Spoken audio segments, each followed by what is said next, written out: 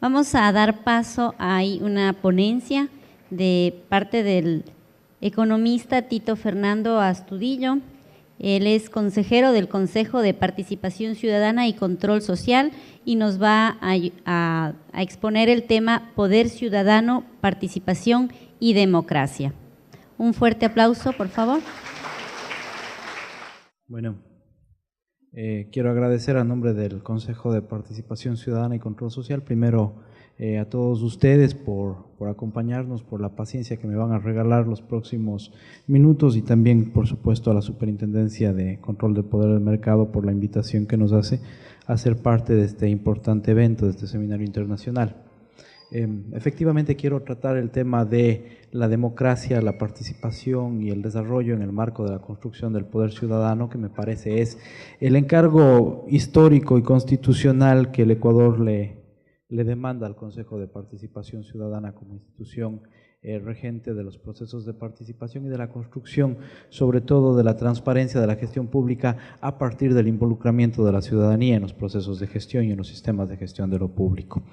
Quiero plantear una reflexión en torno a 5 temas y luego intentar una suerte de vinculación de los 5 en la razón existencial del Consejo de Participación Ciudadana para finalmente abordar qué es el Consejo, cómo funciona y para qué fue creado, cuál es su razón natal.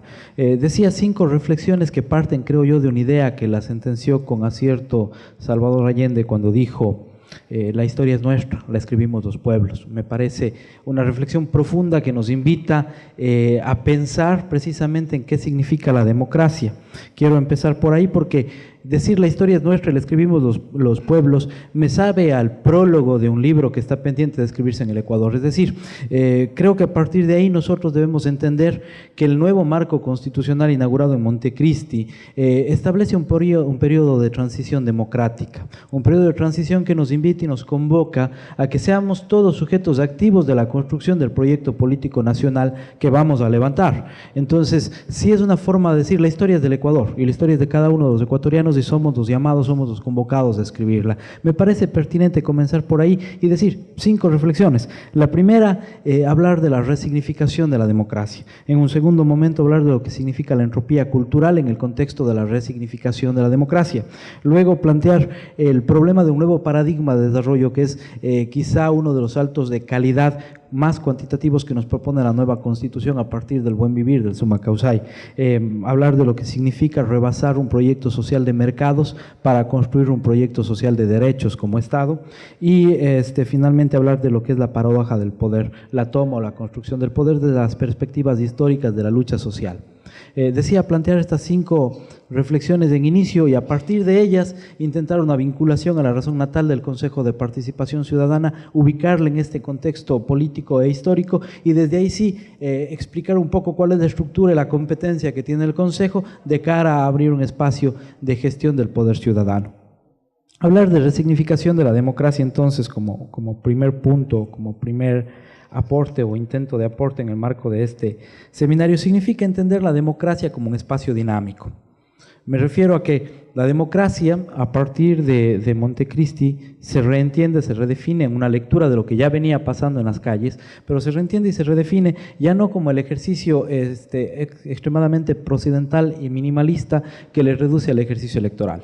Es decir, venimos de una democracia tradicionalmente representativa en lo formal que nos reduce a un ejercicio de poder electoral en las urnas, ¿sí? La democracia se entendía entonces como la capacidad que teníamos para elegir o ser reelectos. La novedad, el brinco cualitativo, es entender la democracia más allá de lo procedimental y de lo minimalista como un espacio. La democracia se convierte en una plataforma. En la plataforma y en el espacio de discusión de lo cotidiano, de los problemas que enfrentamos en el día a día, en el desarrollo de cada una de nuestras acciones y cómo el Estado se convierte en el facilitador de ese círculo de relaciones sociales, políticas, económicas y culturales. Entonces entramos en un nuevo proceso de construcción de una democracia diferente, una democracia que ya no es solo electoral, sino sobre todo es una democracia que abre espacios para el diálogo, la deliberación, la toma de decisiones y por supuesto la evaluación de la gestión en función de las decisiones que se van tomando. La democracia es entonces ya no solamente el modelo básico de Estado, ya no es solamente la institución sobre la cual sustentamos el sistema político-económico del país. La democracia es sobre todo la correlación de las fuerzas sociales, es decir, demandamos la construcción de una nueva cultura de relaciones políticas políticas entre la sociedad y el Estado que nos permita abordar de manera colectiva las decisiones y evaluar el ciclo de esas decisiones y el uso de los recursos en la consecución de las decisiones que hemos tomado. Decía, entender la democracia desde esta perspectiva nos aboca también a verla. Yo fui director de cultura del municipio de Cuenca en algún momento, estuve a cargo de los museos de la ciudad y me sirve para hacer un ejemplo. Yo les decía a los compañeros del Consejo de Participación, en este nuevo escenario debemos entender la democracia como la suma de dos elementos, el contenedor y el contenido. Cuando hablo de contenedor me refiero al edificio. Y hacía la referencia a la Dirección de Cultura porque en el municipio de Cuenca nos tocaba administrar una serie de museos de la ciudad y los museos se componen básicamente de esos dos elementos, el contenedor que es el edificio, es decir, la casa, lo que soporta, la estructura, y el contenido que son las piezas, lo que le da vida, lo que le da valor, lo que le da sentido mismo al museo. Es decir, un museo se compone de dos cosas, contenedor entendido como el edificio y el contenido que es aquello que le da vida. La democracia también se sustenta primero en una declamación normativa, es decir, en un piso jurídico que le da contenido, que le da plataforma, que le da sentido, y luego en la ciudadanía que hace uso de ese contenedor y que le da contenido, que le da forma, que le da sentido, que le da direccionamiento, que le da un horizonte, que le da una razón existencial. Entender la democracia entonces ya no solamente como el ejercicio minimalista electoral, sino entender la democracia como un juego de contenidos, un juego en el cual nosotros, a partir de nuestra acción colectiva, nuestra acción individual y colectiva, en uso de nuestros derechos de participación, vamos tomando decisiones y vamos evaluando decisiones. Voy a hablar de esto más a profundidad, el tema de decisiones y de evaluación de decisiones, pero sí quiero puntualizar en este momento. Cuando hablo de tomar decisiones, estoy hablando de los espacios a través de los cuales nosotros incidimos en la política pública, es decir, incidimos en la definición de cuáles son los proyectos, los programas, las obras, los servicios, las prestaciones que el sector público debe dar a cada una de las colectividades. El nuevo escenario democrático abre la posibilidad para que toda la población en todos los espacios y en todos los niveles y en las funciones de gobierno pueda decidir conjuntamente con las autoridades cuáles son esos proyectos, políticas, programas, servicios y prestaciones que deben ser dados hacia la colectividad en principio. Y luego el segundo momento de la participación es el momento en el cual esta misma plataforma nos permite también hacer un proceso de evaluación de cómo se han desarrollado esos programas, de esos proyectos, servicios y prestaciones, y que en el camino de haberlos desarrollado hayamos cuando menos cumplido con dos condiciones: que hayamos sido eficientes en el uso de los recursos públicos y que los hayamos usado con transparencia y con agilidad. Es decir, la participación nos abre una puerta para poder tener un nivel de cogobierno, de cogestión de lo que significa el servicio público. La segunda reflexión a la que quería invitarnos en esta mañana era la reflexión en torno a la entropía cultural. La entropía es un espacio de caos que está caracterizado por la existencia o la coexistencia de muchos factores.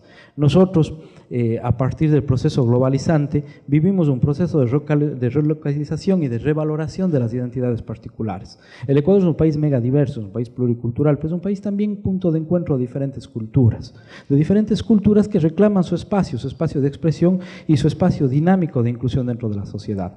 Yo escribí un artículo hace varios días para un periódico local en la ciudad de Cuenca, donde tocaba el tema de la comunidad LGBTI y planteaba la necesidad de entender la tolerancia. Yo creo que también es pertinente y creo que es fundamental al momento de hablar de cultura, de hablar de tolerancia. Pero no hablar de la tolerancia etimológica en la definición de diccionario, que la sostiene como solamente la acción de soportar, es decir, la posición del superior que soporta al inferior. Yo creo que la tolerancia, más allá de la definición etimológica de diccionario, tiene una definición dinámica de construcción epistemológica en el día a día de los colectivos. Y esa definición dinámica de la tolerancia significa entender, valorar, aceptar y sobre todo incluir. Entonces nosotros estamos en este momento, cuando hablamos de entropía cultural, estamos hablando de interculturalidad en una dinámica diferente, ya no en una dinámica de inclusión desde el superior, estamos hablando en una dinámica de inclusión de los horizontales, es decir, valorando, entendiendo e incluyendo las culturas desde su real perspectiva. Y esa entropía cultural, esa necesidad de entender la diversidad cultural, de sumarla y de conjugar en ellas un proyecto nacional de desarrollo, motiva también otros procesos. La definición del summa causae está muy vinculada con la definición del desarrollo humano. Las propuestas de Samir Amin, las propuestas de Manfred Max Neber, las propuestas de Amartya Sen, que ven el desarrollo ya no solamente como un proceso de crecimiento ilimitado de la producción, en la idea de hagamos pasteles más grandes de modo que nos alcance un pedazo para todos nosotros. O sea, la idea del crecimiento ilimitado está gastada. La idea del crecimiento ilimitado no funciona. En economía tenemos la máxima de la estadística que dice que si yo tengo un carro y ustedes no tienen ninguno, en promedio los dos tenemos un carro cada uno. Es decir, si yo tengo dos carros y usted no tiene ninguno, en promedio usted y yo tenemos un carro. Eso es falso. Estadísticamente es cierto, ese es el cálculo matemático de la media. En términos de estadística no sirve, en términos de macroeconomía no sirve, pero en términos cotidianos de vida real no nos sirve, no es verdad. Entonces el crecimiento ilimitado como modelo de desarrollo está gastado, no responde a las contradicciones del sistema, no responde a la necesidad de superar la brecha de pobreza que existe en el país. Tenemos que pensar en un modelo diferente. Y ese pensar en un modelo diferente nos aboca a dos momentos. Un momento de vinculación con lo que está pasando más allá, es decir, la reflexión del humano, la reflexión no del desarrollo como bien tener, sino la reflexión del desarrollo como bien ser, bien tener y bien vivir, la reflexión del summa causae, vinculada con las propuestas del desarrollo a escala humana. Entonces construimos una sociedad diferente, construimos una concepción diferente del desarrollo. Me gusta mucho hablar de desarrollo desde la perspectiva de Sen, y me gusta citar la definición de desarrollo de Sen para luego poder desarrollar las ideas que todo esto conlleva y que permiten enriquecer el debate y entender un poco cuál es el proceso de transformación de este momento de democracia que estamos viviendo. Sen dice el desarrollo significa nada más ampliar o potenciar el desarrollo de las capacidades del individuo de modo que él pueda lograr funcionamientos más elevados que le permitan ampliar el rango de elecciones. Y nos plantea tres conceptos: capacidades, los funcionamientos y las elecciones. Las capacidades son las capacidades que cada uno de nosotros desarrolla, las cosas que podemos en términos de formación, en términos de habilidades, en términos de destrezas, lo que podemos hacer. A través de ese desarrollo de habilidades logramos funcionamientos, es decir, logramos subir en escala y logramos posiciones profesionales de desarrollo productivo mucho más altas, que a su vez significan mejores niveles de empleo, mejores niveles de ingreso, que nos permiten mejorar la escala de elección de decisiones que podemos tomar para satisfacer nuestras necesidades. Decía, me parece interesante este concepto porque no es un concepto eurocéntrico que fija la vida desde una sola perspectiva y que define el desarrollo desde una sola perspectiva. Es lo bastante amplio como para respetar la cosmovisión y como para respetar la identidad y la cultura de cada uno de los pueblos y enmarcar el proceso de desarrollo de acuerdo con los parámetros culturales que tenemos y cómo definimos cada uno el buen vivir. Entonces creo que el adoptar esta definición de desarrollo y ponerle a esta definición de desarrollo abre la puerta también para ir pasando en este nuevo modelo, en este nuevo paradigma de desarrollo, poder abrir la puerta para comenzar a hablar de una sociedad diferente, de la construcción de una sociedad diferente, una sociedad más dinámica que deja de ser una sociedad de mercados y capitales, que deja de ser una sociedad que apunta por una apuesta neoliberal, que solamente se preocupa por los indicadores macroeconómicos, el crecimiento de la economía, el crecimiento de la producción y posiblemente como valor residual la redistribución de la riqueza. Y empezamos más bien a pensar en una economía distinta, en una economía del humano, en una economía que ubica al ser humano en el centro del modelo, en el centro, en la razón, en la meta misma del modelo económico. Y esa economía es evidentemente una economía que se sustenta en derechos, una economía sustentada en derechos. Y comenzamos a construir un país como una sociedad sustentada en los derechos. Ese paradigma de reemplazar la sociedad de los mercados por la sociedad de derechos es fundamental al momento de construir la nueva democracia del Ecuador. Es decir, pasamos de la democracia minimalista procedimental a una democracia mucho más amplia, dinámica e incluyente, basados precisamente en la construcción, en la necesidad de construir ya no una sociedad de mercados, sino más bien una sociedad de derechos, una sociedad de sujetos de derechos, una sociedad de individuos empoderados, corresponsables frente a la cosa pública, que tienen la capacidad de decidir y de evaluar la gestión de la cosa pública en función de los acuerdos que se van tomando durante la planificación del ciclo de la administración de lo público. Y eso en el marco de un nuevo paradigma de desarrollo. Una siguiente reflexión que quiero plantear para ir vinculando todas estas ideas y poder abordar el tema del Consejo de Participación se relaciona con el paradigma del poder o la paradoja del poder. Quiero referirme aquí le escuché el año anterior, en realidad, el vicepresidente de Bolivia, García Linera, hacía una reflexión muy interesante. Él decía que Gramsci sin Lenin es un ejercicio de ternura sin victoria, pero Lenin sin Gramsci es un acto de fuerza sin irradiación. Me explico ahora. En la escuela de izquierda clásica, en la escuela leninista, el objetivo mismo del proceso político era la toma del poder. ¿Sí? La propuesta de Gramsci habla de la construcción del poder. La paradoja que nos plantea García Linera a partir de esta frase que me gusta muchísimo, Gramsci sin Lenin es un ejercicio de fuerza sin victoria, Lenin sin Gramsci es un ejercicio de fuerza sin irradiación. ¿Qué significa? La izquierda tradicional decía, buscaba la toma del poder. La toma del poder por el poder significa a la larga un ejercicio de sucesión de hegemonías en ejercicio del poder público. ¿Sí? La toma del poder per se, sin más, sin otro contenido más, significa a la larga la sucesión de hegemonías en el ejercicio del poder. Es decir, construimos nuevas clases políticas que hacen uso del poder y que se van sucediendo con las anteriores. Es decir, tenemos la historia del país, gobiernos de izquierda, gobiernos de derecha, gobiernos de centro izquierda, gobiernos de centro derecha, y tenemos esa paradoja o esa hegemonía que se va sucediendo en el ejercicio del poder de la cosa pública. ¿Qué es lo que le está faltando? Ese es el ejemplo que nos pone García Linera, cuando Lenin no usa Gramsci, un ejercicio de fuerza sin irradiación, es decir, no irradia, no contagia, no distribuye. La nueva democracia nos propone la redistribución del poder también, y esa redistribución del poder se logra cuando vinculamos el concepto de Gramsci. Gramsci sin Lenin es un acto de ternura sin victoria. ¿Qué significa? La construcción del poder es necesario. No basta tomar el poder. No basta que los movimientos progresistas de izquierda que velan por la construcción de la sociedad de derechos y que esta sociedad sea progresiva, tomen el poder. Si no hay redistribución de ese poder, a partir de la construcción del poder ciudadano que está determinada en la Constitución de la República y que es el encargo histórico del Consejo de Participación Ciudadana, es decir, si no construimos poder en las bases, si no construimos poder en la ciudadanía para garantizar la progresividad de los derechos, para garantizar que no hayan procesos de regresividad, para garantizar que cada vez más empoderamiento y cada vez más ciudadanía vaya tomando más decisiones de manera más informada y vaya evaluando de manera más rigurosa el desarrollo de la gestión de lo público, estamos solamente haciendo una suerte de sucesión hegemónica de grupos de poder en ejercicio de gobierno.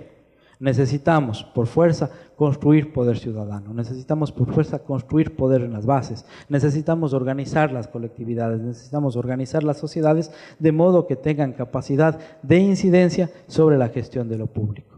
A eso me refiero cuando digo la paradoja del poder. No basta tomarse el poder, no es suficiente tomarse el poder, es necesario construir poder ciudadano. Y ese poder ciudadano tiene que estar vinculado con un cambio de paradigmas en torno a la gestión del proyecto de sociedad que queremos construir y tiene que provocar también una revolución cultural para generar una nueva cultura de relaciones políticas dentro de la sociedad del Estado. Es decir, dejar la cultura de la democracia de la representación para asumir la cultura de la democracia de la participación, donde todos tenemos la capacidad, el espacio, los mecanismos y las herramientas para poder convocar los momentos de decisiones colectivas, los momentos de cogobierno, donde vamos planificando conjuntamente qué es lo que vamos a hacer en términos de política pública, pero luego también tenemos la capacidad de hacer evaluación de cómo esa política pública se ha desarrollado. Entonces decía, esta paradoja del poder, que me parece fundamental, la plantea con claridad para mí García Linera en esta paradoja Gramsci-Lenin,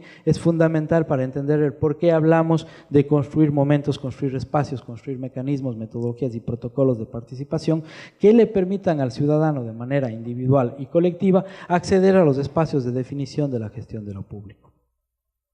Tomadas estas reflexiones, tomadas estas 5 reflexiones básicas, el Consejo de Participación Ciudadana nace desde la Constitución de Montecristi precisamente con el encargo de poder ser la plataforma de construcción de ese poder ciudadano, donde había antes 3 actores o 3 momentos, es decir, teníamos el órgano, el instrumento y el proyecto. El órgano entendido como el partido o el movimiento, el instrumento entendido como el gobierno, la gestión de lo público, y el proyecto entendido como el plan de trabajo que se desarrolla desde ahí. Esos eran los 3 actores. Evidentemente, un partido en ejercicio del gobierno lo que busca es reproducir el poder, o sea, volver a ganar las elecciones, y trabaja siempre de manera clientelar sobre la base que apuntala a esa posibilidad de reproducir el poder. Un partido que no está en ejercicio del poder trabaja sobre la base de tomar el poder, de poder ganar las elecciones, y también construye sobre esa premisa la forma, la estrategia, la estructura para poder ganar las elecciones, tomar el poder. En esa dinámica nadie se preocupa de la construcción del poder real, del poder ciudadano, del poder en las calles, del poder popular, del poder de los colectivos, del poder de los gremios, del poder de las organizaciones, del poder de las comunas y las comunidades. Nadie se preocupa de esa construcción y esa construcción está dormida. La razón del Consejo de Participación Ciudadana precisamente es trabajar ahí, en la construcción de ese poder ciudadano al margen del juego, de la lógica, de la dinámica de los partidos políticos. Nuestra intencionalidad entonces es ser una suerte de contenedor, vuelvo a su idea inicial, ser una suerte de contenedor, es decir, de plataforma institucional que sirve exclusivamente para que la ciudadanía pueda echar mano de todos los mecanismos, herramientas y normativas que tiene en torno a poder incidir sobre la gestión de lo público. Nosotros como Consejo de Participación Ciudadana, lo he dicho en repetidas ocasiones, no somos en sí un espacio de poder, no somos en sí una plataforma de poder. Nosotros como Consejo de Gestión de Participación Ciudadana somos un espacio de construcción del poder ciudadano. Nuestro espacio, nuestro sentido, nuestra razón existencial no va en torno a construir una estrategia de poder institucional, va en torno a construir una estrategia de poder que desde lo ciudadano irradie hacia las instituciones y le permita al ciudadano incidir de manera proactiva y propositiva en la gestión de la cosa pública. Con estas pequeñas reflexiones, sí entraría en el tema del Consejo de Participación, creo que me extendí un poco más de lo que esperaba. Es decir, el Consejo de Participación nace entonces precisamente como una institución llamada a ser la plataforma que un poco vaya vinculando estos conceptos y vaya generando espacios a través de los cuales pueda formar esa nueva cultura de relaciones políticas que surja desde lo ciudadano hacia lo institucional y que le permita al ciudadano tomarse las instituciones, en literal, que le permita al ciudadano tomarse a través de acciones colectivas las instituciones e imprimir en las instituciones la agenda cotidiana de las necesidades que nosotros tenemos y la forma en la que estas necesidades deben ser abordadas y satisfechas. Pero luego también hacer un ejercicio de seguimiento y de evaluación que nos permita garantizar que esa gestión pública fue transparente y eficiente, es decir, que cumplió con nuestras expectativas, pero además hizo buen uso de los recursos que para ello le encargamos, porque al final del día el presupuesto que se utiliza desde el sector público para satisfacer las necesidades en toda la colectividad es dinero que nos pertenece absolutamente a todas y todos nosotros. Entonces, el Consejo de Participación nace como plataforma de construcción de ese poder ciudadano. Tiene 3 encargos constitucionales, el Consejo tiene 3 encargos constitucionales. El primero es la designación de autoridades, el segundo es el fomento de la participación ciudadana y el control social, y el tercero, a mí me sabe más a una consecuencia de los 2 anteriores, es fomentar la transparencia de la gestión pública. Digo me sabe más a consecuencia de los 2 anteriores porque la transparencia sí no es un proceso, la transparencia es un valor o es un resultado, ¿sí? La participación sí es un proceso, sí es un procedimiento, sí tiene una metodología, sí tiene un tiempo de cocción. La transparencia es un resultado de todo lo anterior. Me centro primero en el tema de la designación de autoridades, me parece fundamental, creo que es uno de los temas mejor posicionados, pero a su vez menos difundidos del Consejo de Participación Ciudadana. Digo mejor posicionados porque cuando hacemos una entrevista en cualquier espacio, en todas las ciudades del país, lo primero que nos preguntan es cómo va el concurso para designación de... Y vienen varios de esos, o sea, de consejos de igualdad, de superintendentes, de contralor, de fiscal, etcétera, etcétera, etcétera. El consejo se encarga de manejar los procesos de selección y designación de todos ellos. Sin embargo, no reparamos en el profundo contenido de esto. No reparamos, digo, en el profundo contenido de esto. Anterior a Montecristi, la designación de todas las autoridades de control en este país se hacía a través de ternas presidenciales resueltas en la Asamblea. ¿Sí? Entonces, para ser Contralor de la República, se necesitaba una relación política que le impulse a uno primero a ser parte de la terna y después de una relación política también que le impulse a uno a ganar dentro de esa terna en una asamblea, en ese entonces Congreso. El nuevo modelo, la nueva propuesta, que ya va a su segunda gestión, es decir, vamos a la segunda generación de autoridades designadas a través de concursos públicos de oposición y méritos, nos enfrenta con un nuevo modelo mucho más rico.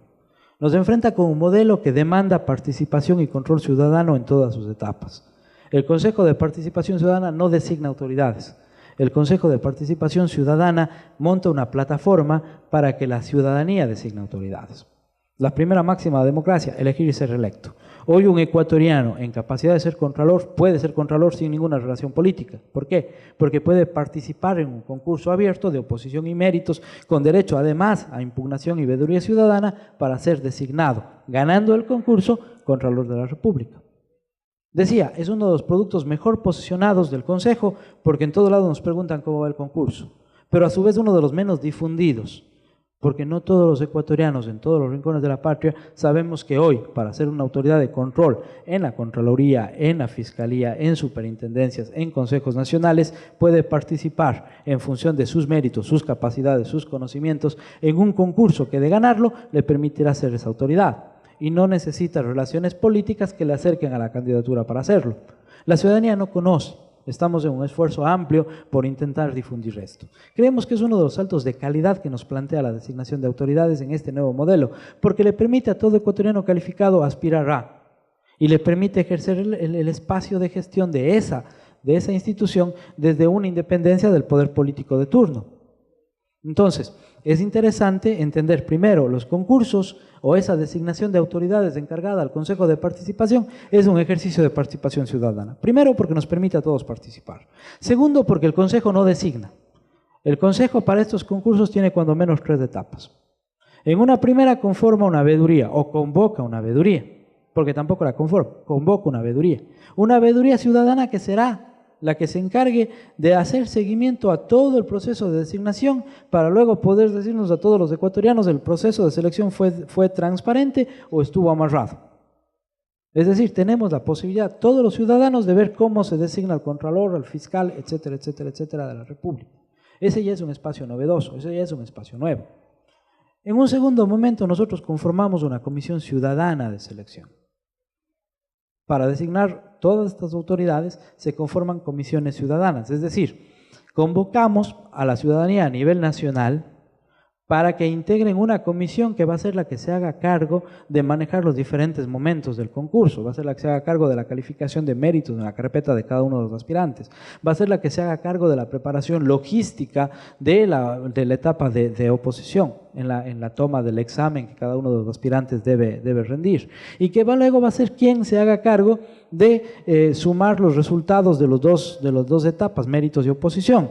Las preguntas que se hacen para el examen tienen también su procedimiento. Invitamos a todas las universidades de este país para que a través de expertos en la materia nos presenten bancos de preguntas que conforman luego el banco general de preguntas sobre la cual los aspirantes deben rendir el examen.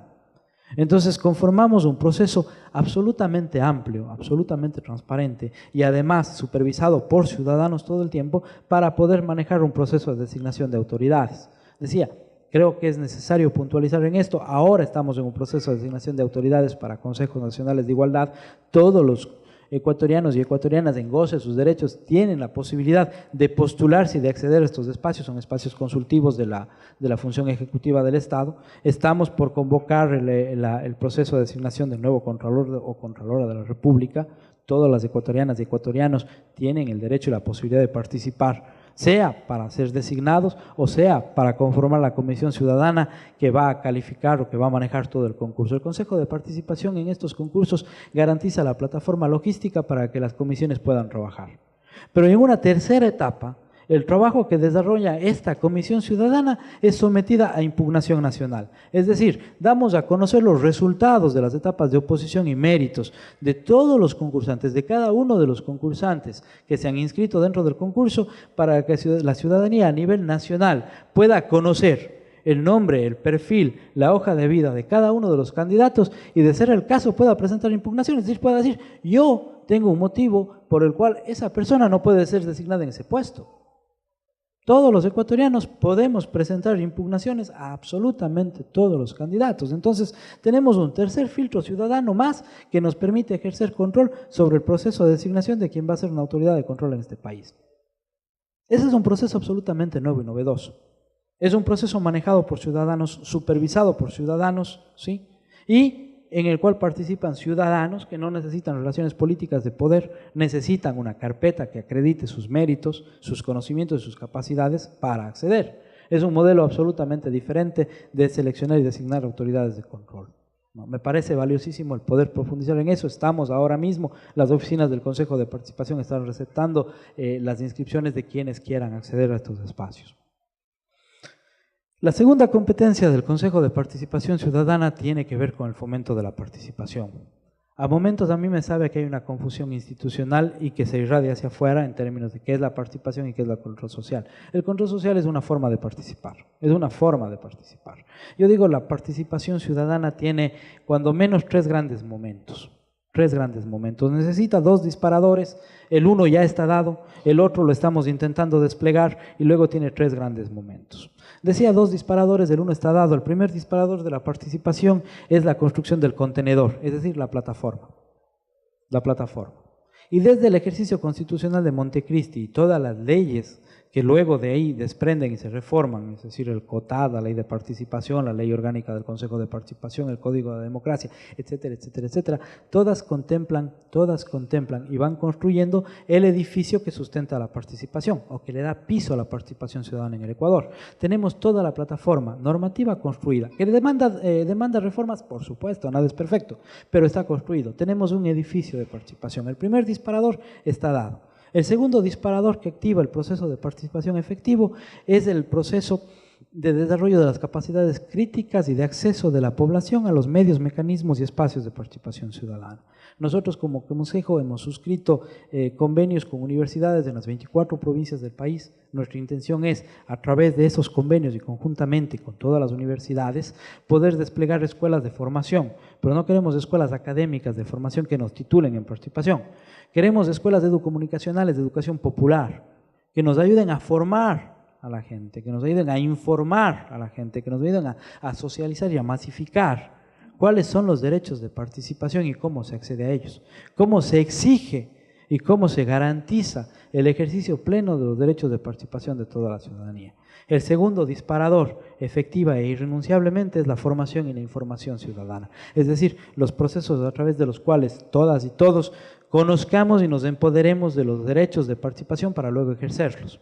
Estamos trabajando en esa dirección, hemos firmado, repito, hemos suscrito ya convenios con todas las universidades, más bien con universidades en todas las provincias de este país. Nuestra intención es conformar una escuela de participación, repito, no queremos una escuela que titule licenciados en participación, queremos una cosa educomunicacional de educación popular mucho más profunda que nos permita masificar el conocimiento de los derechos de participación ciudadana a toda la población, de modo que todos podamos efectivamente ejercer nuestros derechos de participación.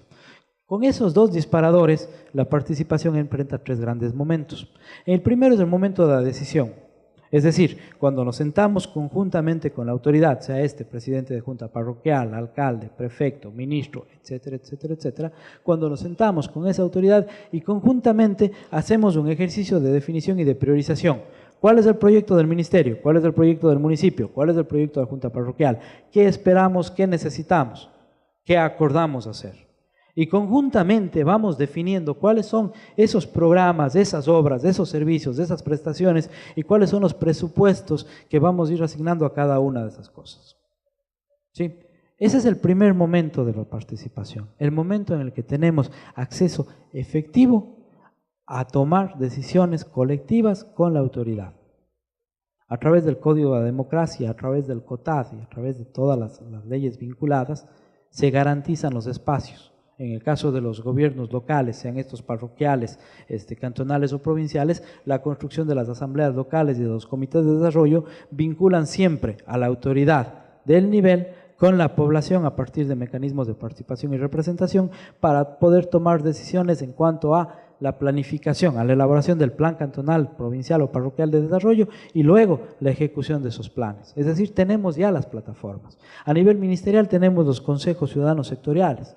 Los consejos ciudadanos sectoriales definidos en la ley tienen dos funciones básicas: planificar conjuntamente con el ministro el plan anual de política pública del ministerio y evaluar conjuntamente con el ministro el cumplimiento de ese plan anual de política pública. Es decir, tenemos construida ya la plataforma que nos permite acceder al primer momento de la participación ciudadana, el momento de decisiones. El segundo momento es el momento de seguimiento. El momento de ir evaluando en el día a día cómo se van desarrollando las cosas para tomar los correctivos que sean necesarios. Es decir, el momento que nos permite acceder a cómo se están llevando adelante los programas. El tercer momento es el momento de la evaluación, el momento de la rendición de cuentas. Personalmente he sido muy crítico con el sistema de rendición de cuentas que tenemos actualmente en el país. Yo creo que sobre este sistema hay que puntualizar algunos logros. El primero está posicionado. Hace 10 años nadie hablaba de rendir cuentas acá. Hoy todo el mundo habla de rendir cuentas acá. Aquí en la provincia, 85% de las instituciones rinden cuentas cada año y el porcentaje va creciendo. Es decir, en pocos años más tendremos 100% de las instituciones rindiendo cuentas. Cuando hoy en la calle le preguntamos a alguien sobre rendición de cuentas, generalmente tiene una idea desarrollada alrededor de. La idea generada, por lo general, por norma, es el alcalde informa lo que está haciendo. Es decir, se ha posicionado el concepto de rendición de cuentas. Sin embargo, creo yo, se ha posicionado al revés. Decía hace un rato, el Consejo no es espacio de poder, es espacio de gestión de un poder ciudadano. Entonces el Consejo no debe trabajar de la institución a la gente, sino al revés, de la gente a las instituciones. Y eso un poco explica la dinámica de lo que debe ser rendición de cuentas. Rendición de cuentas en conceptos. Rendir etimológicamente deviene en devolver. Y cuentas es contar. La autoridad devuelve la cuenta. No es que presenta su informe o hace su baño de popularidad para el aplauso. No cuenta lo que le conviene. No cuenta lo que hizo bien. No, al revés. La gente le pregunta al alcalde. Hace un año atrás nos pusimos de acuerdo, compañero, en este plan de gobierno. Y yo quiero que de ese plan de gobierno usted me cuente no solo lo que ha cumplido, también lo que ha incumplido. También y fundamentalmente lo que ha incumplido, en lo que se ha atrasado. Porque hoy aquí, en este ejercicio de rendición de cuentas, tenemos que montar un nuevo pacto para que se iguale, para que cumpla. Yo comparo el tema de la rendición de cuentas con el momento del examen. El examen al revés. O sea, la autoridad se convierte en alumno y todos nosotros del colectivo en profesor. Y le tomamos el examen. Ese es el ejercicio y la riqueza del ejercicio de rendición de cuentas. El poder tomar el examen, el poder evaluar la gestión, evaluar la transparencia de la gestión. Y como todo examen tiene consecuencias. Y las consecuencias generales de los exámenes, colegio, universidad, las consecuencias generales son 3. Paso el año cuando lo hago bien, me quedo suspenso cuando no lo hice lo suficientemente bien y pierdo el año cuando realmente lo hice mal. La rendición de cuentas debe ser un momento de examen con 3 consecuencias. Paso, pierdo, repito. Paso cuando lo hago bien. Cuando la población me dice, vea, usted cumplió, pero además lo hizo de manera transparente. O sea, ahí está el puente y el puente tiene justo valor. Usted pasa el año. Pero oiga, el puente está a medias. Usted se me queda suspenso y le doy 6 meses a que se iguale. Y en 6 meses le tomo el supletorio a ver si terminó o no terminó el puente. O lo otro, oiga, el puente no hay y la plata tampoco. Entonces usted pierde el año. Sí.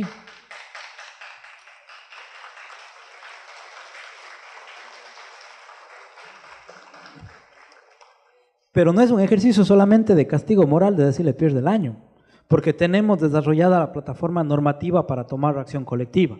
Ese pierde el año y en el Código de la Democracia significa revocatoria de mandato, compañeros. Entonces construimos poder desde la ciudadanía. Autoridad que no me cumple se va. Autoridad que no maneja bien los recursos públicos, que son de todos nosotros, se va. Ese es el sentido profundo de la participación ciudadana. Esos son los 3 momentos de participación ciudadana. Yo decido conjuntamente, yo programo conjuntamente, yo hago seguimiento a través de veedurías ciudadanas, pero además yo tomo lecciones. Yo ciudadano, yo colectivo, yo asamblea tomo lecciones. Y sobre esas lecciones hay consecuencias, porque para algo estoy vinculándome con este proceso de participación. Y para algo estoy poniendo mi tiempo en este proceso de participación. Y para algo le elegimos a usted en el concepto de representación para que administre lo que es de todos nosotros. Ojo, porque es de todos nosotros. Entonces la participación significa decidir, significa monitorear y sobre todo significa evaluar. Y evaluar desde esta perspectiva, que nos permita tomar el control del cumplimiento de la cosa pública, cumplimiento en términos de transparencia y cumplimiento en términos de eficiencia también. Y consecuencia de ese proceso de participación, por eso decía, para mí la transparencia no me sabe a proceso, no le veo el proceso de transparencia y todavía no encuentro quien me explique el proceso de transparencia. La transparencia a mí me sabe a resultado, resultado del involucramiento de la ciudadanía. Cuando en acción colectiva tomamos control de la gestión pública, velamos por que esos recursos se usen de la manera que deben usarse y no de otra. No nos vamos a robar entre todos vamos a vigilar que nuestros recursos se usen bien. Y cuando hacemos esa supervisión del adecuado uso de nuestros recursos, estamos construyendo transparencia desde la ciudadanía. Entonces, el Consejo de Participación tiene una tercera función que es fomentar la transparencia, pero fomentarla desde ahí, desde el ejercicio ciudadano de control social. Desde el ejercicio ciudadano de control social. Hay unos compañeros que dicen que el problema del Consejo de Participación es que no tiene capacidad sancionatoria. Y yo me alegro de que no la tenga. Porque el momento que el Consejo tenga capacidad sancionatoria es un espacio de poder porque sanciona. Mientras el Consejo no tenga capacidad sancionatoria es una plataforma de poder ciudadano porque es la ciudadanía la que sanciona. Entonces no debemos pelear ese espacio de poder, sino ese espacio de construcción del poder. El Consejo no sanciona, el Consejo sanciona a través de la ciudadanía. Pero el Consejo sí tiene una plataforma de apoyo ciudadano, de fomento ciudadano para que la ciudadanía pueda sancionar. Tenemos una sección, una Secretaría Técnica de Transparencia que recibe las denuncias, que recibe los pedidos de investigación de la ciudadanía, las admite y una vez que las ha admitido las investiga. Y una vez que termina la investigación decide. Y decide en los casos en los que hay indicios reales de corrupción, si esos casos deben pasar a manos de Contraloría o manos de Fiscalía o a manos de la autoridad que competa para que puedan tomarse las resoluciones que deban tomarse.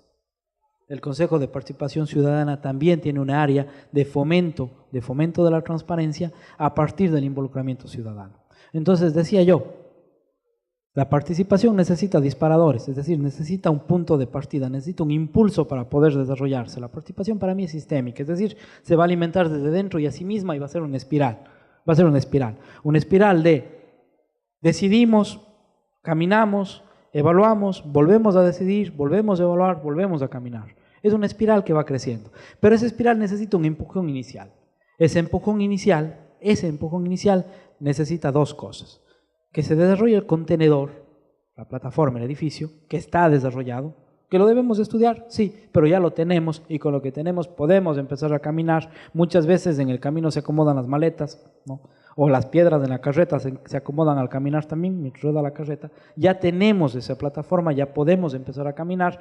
Nos falta la socialización, la masificación, el empoderamiento ciudadano. Nos faltan los procesos a través de los cuales formemos e informemos a toda la ciudadanía en el país sobre el ejercicio pleno de derechos de participación. Terminado eso, o en paralelo con eso, comenzaremos a desplegar estas herramientas. La gente empezará a conformar asambleas, comités barriales, consejos barriales, asambleas ciudadanas, asambleas cantonales, asambleas parroquiales. Desde ellas incidir en la decisión de la institución pública que le corresponde y luego evaluarla. Y esa evaluación nos arroja nuevamente, vuelvo a dos resultados. La evaluación es buena o la evaluación es mala. Si la evaluación es mala, activamos toda la cadena de transparencia. Los procesos de investigación, los procesos de judicialización y por supuesto los procesos de sanción en los casos que amerite sanción. Entonces el Consejo de Participación Ciudadana está definido precisamente como ese espacio plataforma que sirve de piso para que se pueda levantar la iniciativa ciudadana en función de alcanzar la transparencia de la gestión pública desde la incidencia, desde la incidencia individual y colectiva de ciudadanas y ciudadanas alrededor del país. Quiero, para ya ir terminando y cerrando, decir, este Consejo además ha definido espacios y ha definido mecanismos. Tenemos espacios de participación que los estamos levantando. Los espacios de participación corresponden precisamente con los puntos de encuentro, los cuales debemos conformar, levantar para poder acceder tanto a la participación en términos de decisión cuanto a la participación en términos de evaluación. Es decir, desde la Asamblea Cantonal deberíamos implementar o deberíamos desplegar los momentos de planificación de los presupuestos participativos, por ejemplo. Desde la Asamblea deberíamos monitorear, deberíamos proponer iniciativas normativas populares. Actualmente estamos respaldando en la ciudad de Quito una iniciativa normativa popular, es decir, una iniciativa de ordenanza que nace de la ciudadanía, ¿sí? También tenemos la capacidad de hacer eso, no solamente decisión en términos de proyectos de obra, también es decisión en términos de proyectos normativos. En Quito estamos trabajando lo que posiblemente va a ser la primera ordenanza preparada por ciudadanos y presentados por ciudadanos, aprobada por el Consejo Metropolitano de Quito como ordenanza cantonal. Es decir, tenemos la capacidad también, los ciudadanos y ciudadanas en acción colectiva, de presentar iniciativas normativas, iniciativas legales, ¿no? Que puedan tomar cuerpo luego ya como ordenanzas en el espacio cantonal o como leyes si son en el espacio nacional. Entonces tenemos ese primer momento, el momento de encuentro, las asambleas, donde tomamos esas primeras decisiones, pero las mismas asambleas nos pueden permitir hacer uso de mecanismos de control social, como por ejemplo veedurías. Las veedurías sirven para involucrarnos en el ciclo de gestión de un proyecto y determinar si durante el ciclo de gestión de ese proyecto existió o no transparencia o afección de derechos de participación. Y en función de ello, demandar las investigaciones que correspondan en el caso de encontrar indicios de afección a derechos de participación o indicios de corrupción o mal manejo de fondos, iniciar las acciones que correspondan para tomar las sanciones que se deban tomar. Tenemos los mecanismos, tenemos los espacios, tenemos desplegada la plataforma de compañeros. Lo que este consejo necesita en realidad, una vez construido el contenedor, es darle contenido, es darle vida. Y ese contenido, esa vida, será en función de cuánto cada uno de nosotros estemos dispuestos a apostarle al consejo. Es un proceso nuevo. Significa una dinámica distinta de democracia, una democracia mucho más activa, una democracia que demanda empoderamiento y corresponsabilidad de los ciudadanos frente a la cosa pública. Una democracia que nos enfrenta con una nueva cultura de posibilidades de relación entre lo público y la sociedad, entre la gestión de lo público y la sociedad, que demanda una nueva cultura de relaciones políticas. Estamos construyendo esa cultura de relaciones políticas. El rol del Consejo es precisamente conformar los procesos de fortalecimiento, de consolidación del poder ciudadano a partir de las competencias que tenemos. Muchas gracias.